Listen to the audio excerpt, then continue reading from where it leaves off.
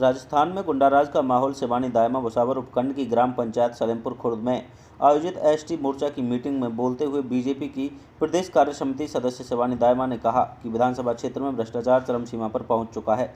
उपखंड क्षेत्र में भ्रष्टाचार के कारण सर्व समाज परेशान हो रहा है। अब सर्व समाज ने आगामी आने वाले विधानसभा चुनाव में भ्रष्टाचार को खत्म करने की ठान ली है। उन्होंने कहा कि राजस्थान में गुंडाराज कायम है और राजस्थान राज्य का समस्त वर्ग 2018 से अब तक के मुख्यमंत्री अशोक गहलोत के शासनकाल में ग्रसित हो चुका है। प्रदेश में भ्रष्टाचार, बेरोजगारी, महंगाई, लूट, महिलाओं पर अत्याचार, अपराध आदि का बोलबाला है।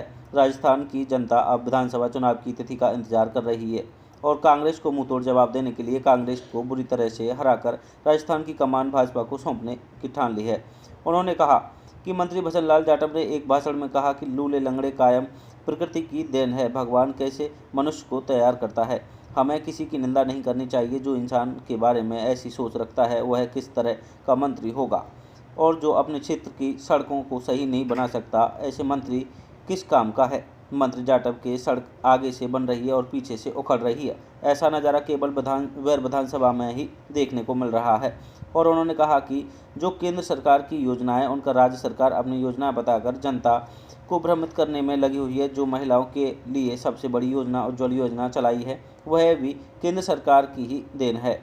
उन्होंने कहा कि जो विधानसभा में कांग्रेस का भ्रष्टाचार व्याप्ता है उसे 2023-24 के चुनाव में जड़ से उखाड़ करके जनता के साथ हुए अत्याचार का बदला लिया जाएगा।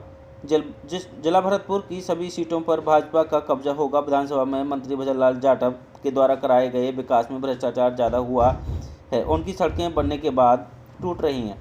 ऐसा नज़ारा भुसावर से दीवली की तरफ बनाई गई सड़क पर देखा जा सकता है, जिससे जनता में विकास कार्यों के बजाय विनाश कार्य दिखाई दे रहे हैं। ग्रामीण अंचल में विकास कार्य सही तरीके से नहीं हो रहे हैं। कई गाँवों की हालत बहुत ख़राब है। सरकारी स्कूल में जलभराव है, रास्तों में जलभराव है, लोग रोजगार के लिए तरस रहे हैं। उन्होंने कहा कि सबसे बड़ी बात तो ये है कि राजस्थान सरकार के अशोक गहलोत कार्यकाल में भर्ती की परीक्षाएं उन सभी पेपर आउट हुए। ऑनलाइन पेपर लीक प्रकरण में भरतपुर विधानसभा एवं उसके आसपास के सहयोगी लोगों का भी हाथ बताया जा रहा है। उन्होंने भाजपा द्वारा चलाए गए सदस्यता अभियान से जुड़ने के लिए लोगों से अपील की है। उन्होंने कहा कि राजस्थान के लिए एकमात्र विकल्प है बीजेपी कांग्रेस।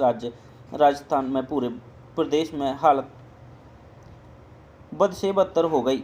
भारतीय जनता पार्टी से चुनकर विधानसभा को पिछड़ेपन से निकालने और बीजेपी की सदस्यता लेकर अधिक से अधिक संख्या में जुड़ने का प्रयास करें।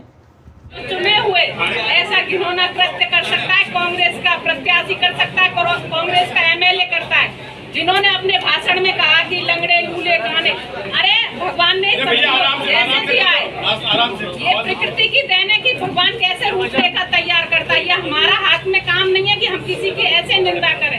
उस मीटिंग में ऐसे भी कार्यकर्ता होंगे।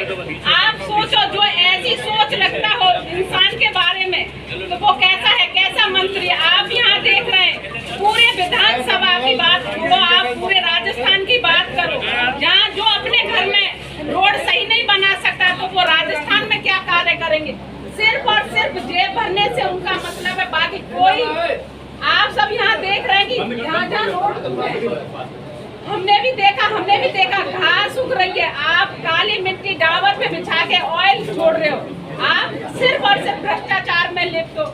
तो आप सबसे मेरा निवेदन है कि अब 2023 और 2024 में कांग्रेस को मुंह तोड़ के जवाब देना है। हमारे केंद्र सरकार की जो योजनाएं चली थी, हमारी बहनें हैं यहाँ पे, एसटी के भाई हैं, सबको कुछ ना कुछ मोदी सरकार ने दिया। उज्ज्वला योजना के तहत हमारी महिलाएं पहले कितनी पीड़ित होती थी।